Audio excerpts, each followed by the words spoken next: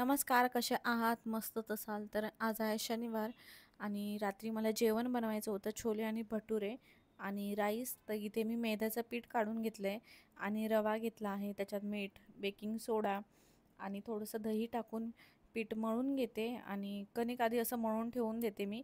चपाती जरी करायचं असेल तरी स्वयंपाक करायच्या आधी. तर आता एका साईडला मी कुकरमध्ये बॉईलसुद्धा करून घेतले आहेत छोले. तर आता इथे मी जिरा राईस बनवून घेते. काही कमेंट्स आल्या होत्या की जेव्हा तू रेसिपी दाखवते तेव्हा प्रॉपर रेसिपी दाखवत जा, आम्हाला काय काय साहित्य वापरते ते सगळं व्यवस्थित सांगत जा. हो, तुमचं बरोबर आहे. पण जेव्हा मी रेसिपी शेअर करते तेव्हा मी सांगते की मी ही रेसिपी शेअर करते किंवा थंबनेलवर सुद्धा मी लिहून सांगते की ह्याची रेसिपी मी तुम्हाला दाखवते म्हणून. आणि काय काय साहित्य वापरलं आहे, कसं मी करते ते सगळं डिटेल्समध्ये मी सांगते जेव्हा रेसिपी दाखवते तेव्हाच. पण जेव्हा मी व्लॉग करते तेव्हा मी रेसिपी वगैरे प्रॉपर असं शेअर करत नाही. मी फक्त बनवते, कसं बनवते ते तुम्हाला दाखवते. डिटेल्समध्ये दाखवत नाही मी तुम्हाला. रेसिपी चॅनल भरपूर आहेत. तुम्हाला ज्याही रेसिपी पाहिजे त्या सगळ्या आपल्याला यूट्यूबवर मिळून जातात. पण प्रत्येकाची पद्धत थोडी वेगळी असते. थोडं वेगळ्या पद्धतीने आपण प्रयत्न करत असतो की अजून वेगळ्या पद्धतीने आपण बनवू वगैरे. तर तेव्हा मी तुमच्यासोबत शेअर करते रेसिपी. पण जेव्हा मी फक्त असं व्लॉग करते तेव्हा मी फक्त जस्ट असं रूटीन म्हणून शेअर करते. आणि रूटीन म्हणजे तुम्ही फक्त बघा, एन्जॉय करा आणि बस सोडून द्या, बस एवढंच. तुम्ही त्याबद्दल जास्त डिटेलमध्ये विचार नको करायला. सिंपल असा व्लॉग बघितला बस एवढंच, त्यासाठी मी व्लॉग करते. पण जर तुम्हाला रेसिपी वगैरे बघायची असेल तर मला नक्की सांगा. तर जेव्हा काही वेगळं बनवत असेल तर मी तुमच्यासोबत शेअर करत जाईल. आणि छोलेची जी रेसिपी आहे ती मी आधीसुद्धा शेअर केली आहे.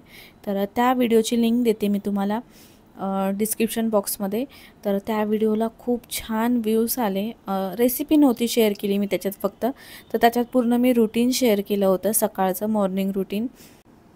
तर रूटीन वगैरे मी जेव्हा शेअर करते तेव्हा एक फक्त रूटीन म्हणून शेअर करते. तर जेव्हा मी देवपूजा करते ते सुद्धा माझ्या रूटीनमधलंच पार्ट आहे, तर ते सुद्धा मी रूटीन म्हणूनच शेअर करते. 1-2 कमेंट्स असेल तर मी रिप्लाय करते, पण बरेच कमेंट येत असेल त्याबद्दल तर मग मी रिप्लायसुद्धा करते आणि ब्लॉगमध्ये सुद्धा सांगते. डेली व्लॉग टाकत जा सुद्धा म्हटलं जातं. तर डेली व्लॉगमध्ये माझं रूटीनमध्ये काहीच फरक नाही, सेम रूटीन आहे. रोजचं माझं रूटीन तेच आहे, रिपीट तेच होत राहतं. वेगळं असं काहीच नाही आहे. आणि तुमचंसुद्धा रूटीन सेमच असणार आहे. मी जेव्हा व्लॉग करते तेव्हा फक्त तुम्हाला चांगल्या पद्धतीने दाखवायचा प्रयत्न करते. तुम्ही जर माझे जुने व्लॉग्स बघाल आणि आत्ताचे बघाल तर खूप फरक आहे.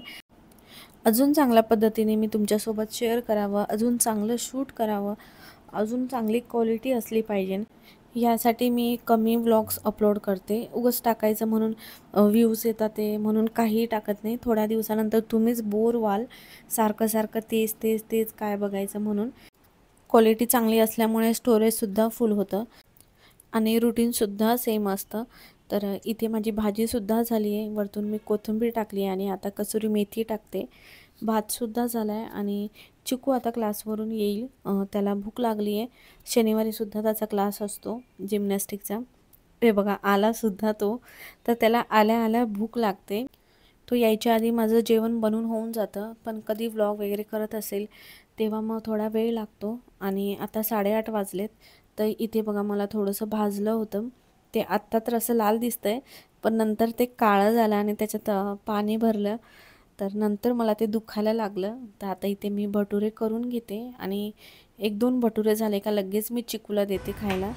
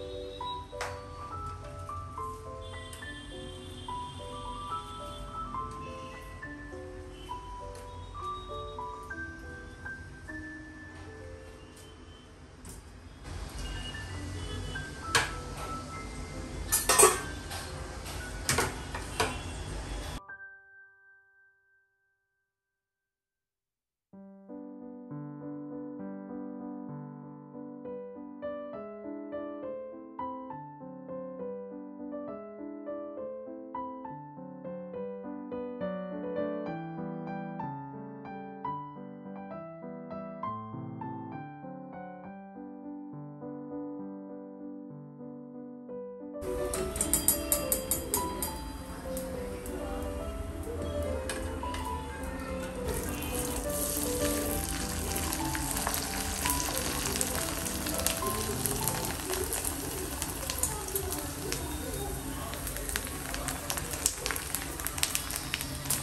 माझा पूर्ण स्वयंपाक करून झाला आहे. तेल गरम आहे तर म्हटलं 2-3 कुरड्या तळते मी. मला जास्त कुरड्या आवडत नाही आणि चिकूलाही जास्त आवडत नाही, तर संदीपला आवडतं म्हणून मी फक्त 3च कुरड्या तळलेत.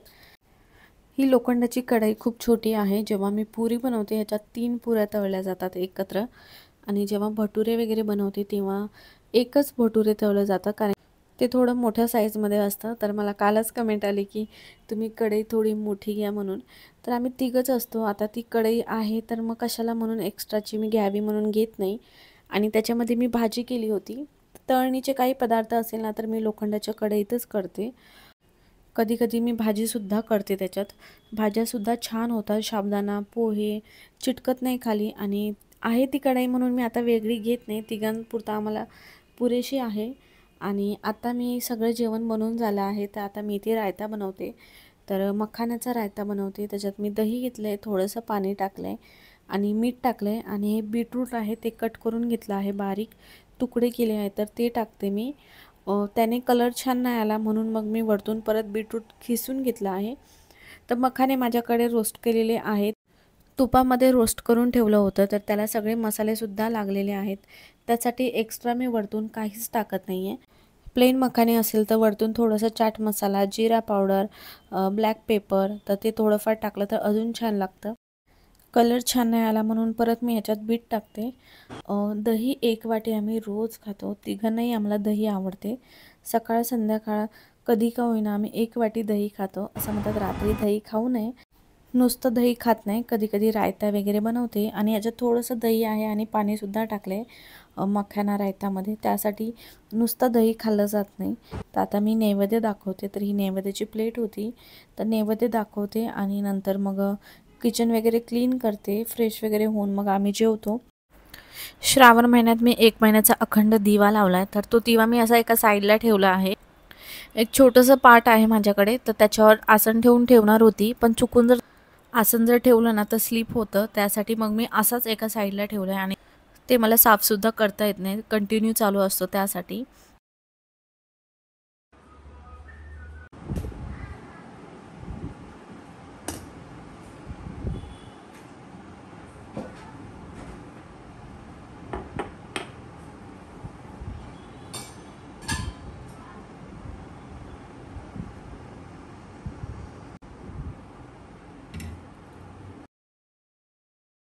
जेवण झाल्यानंतर मी रात्री दही लावते, तर रात्रीचंच टाईमला दही लावते मी. तर इथे मी सिरॅमिकचा बाउल घेतला आहे, दही घेतला आहे आणि एक काचेचा कंटेनर घेतला आहे आणि गरम केलेलं 1 लिटर दूध घेतलं आहे. तर हे दूध फुल फॅट मिल्क आहे. तुम्ही गाईचं सुद्धा घेऊ शकता. मी गाईच्या दुधाचं सुद्धा दही लावते. ह्याच्या आधीसुद्धा मी लावलं होतं दही, तेव्हा मी दाखवलं नव्हतं, पण तेव्हा मी गाईचं लावलेलं. तर गाईचं दुधाचं दही थोडंसं पातळ लागतं आणि फुल फॅट मिल्क असल्यामुळे छान घट्ट दही लागतं. तर दही मी व्यवस्थित असं मिक्स करून घेते. एकही त्याच्यात गुठळ्या राहू द्यायच्या नाही. आणि दूधसुद्धा मी गरम केलं आहे आणि त्याला बोट लावून बघितलं ते थंड आहे का. तर कोमट दूध पाहिजे किंवा रूम टेम्परेचरवर असलं तरी चालेल, पण गरम दूध नको. तर आता ह्या काचेच्या बाउलला मी सगळं दही लावून घेते आणि ह्याला विरजण म्हटलं तरी चालेल, तर मी दहीच म्हणते. आणि तुम्ही जसं दही घ्याल तसंच दही लागणार. जर तुम्ही आंबट घेतलं तर आंबट लागणार. तुम्ही जर ते दही पातळ असणार तर ते पातळच लागणार. तर आता या सिरॅमिकच्या बाउललासुद्धा मी लावून घेते. तर या सिरॅमिकच्या बाउलमध्ये 1 लिटर बसतं, पण वरतून जर आपण झाकलं ना तर थोडंसं बाहेर येतं. त्यासाठी मी एक काचेचा कंटेनर घेतला आहे, तर त्याच्यातसुद्धा मी तुम्हाला दाखवते. जर तुमच्याकडे सिरॅमिकचं बाउल नसेल तर तुम्ही त्याच्यातसुद्धा लावू शकता, किंवा प्लॅस्टिकचा डब्बा असेल, स्टीलचं पातेलं असेल तर त्याच्यातसुद्धा लावू शकता. पण हे सिरॅमिकचं जे बाउल आहे ते मी दही लावण्यासाठी किंवा काही कडधान्य मला भिजवायचे असेल तर त्यासाठीच मी वापरते. मला थोडंसं अजून एका मोठ्या साईजमध्ये आणायचं आहे, ज्याच्यामध्ये 1 लिटर व्यवस्थित दूध बसेल आणि छान दही लागेल. दोन्ही ह्याच्यात मी दूध टाकते आणि जी साय जमा होते आपली गरम केल्यावर तीसुद्धा मी टाकते. व्यवस्थित मिक्स करून झाल्यानंतर दोन्ही कंटेनरमध्ये थोडं थोडं वरतून दही टाकायचं आणि व्यवस्थित मिक्स करून घ्यायचं. आणि आता जे हे पातेलं आहे तर त्याच्यावरचं सगळं मी काढून घेते आणि त्या कंटेनरमध्ये टाकते आणि जे काही उरलं असेल तर त्याला मस्त वरतून तुम्ही भातासोबतसुद्धा खाऊ शकता. तर आता आमचं जेवण झालं आहे त्यामुळे व्यवस्थित मी आता सगळं काढून घेते. आता सध्या पावसाळा असल्यामुळे दही लवकर लागत नाही, वेळ लागतो थोडा. उन्हाळ्यात लवकर लागून जातं दही. तर आता हे बघा मी सगळं पातेल्यावरचं काढून घेतलं आहे. तुम्ही जर गाईच्या दुधाचं दही करत असाल तर त्याच्यात थोडंसं मिल्क पावडर टाकायचं 2 चमच 1 लिटर दुधामध्ये आणि दुधासोबतच ते बॉईल करून घ्यायचं आणि मग ते दही लावायला ठेवून द्यायचं. तर आता हे व्यवस्थित मी असं मिक्स केलं आहे. आता हे फुल फॅट मिल्क असल्यामुळे मी ह्याच्यात मिल्क पावडर टाकलं नाही आहे, फक्त दहीच टाकलं आहे. आणि हे बघा असं थोडं थोडं वरतून टाकून वरतून झाकून ठेवून द्यायचं. तर आता ह्याला मी रात्रभर ठेवते आणि उद्या मी सकाळी 11 वाजता हे फ्रीजमध्ये ठेवते सेट होण्यासाठी. तर छान असं झाकून गरम जागेवर ठेवून द्या. हे कंटेनर जे आहे काचेचं ते तुम्ही कुकरमध्ये सुद्धा ठेवू शकता. टॉवेल रॅप करून वरतून मी असंच ठेवून देते आणि तुम्हाला दुसऱ्या दिवशी म्हणजे सकाळी दाखवते मी संडेला कसं दही लागतं.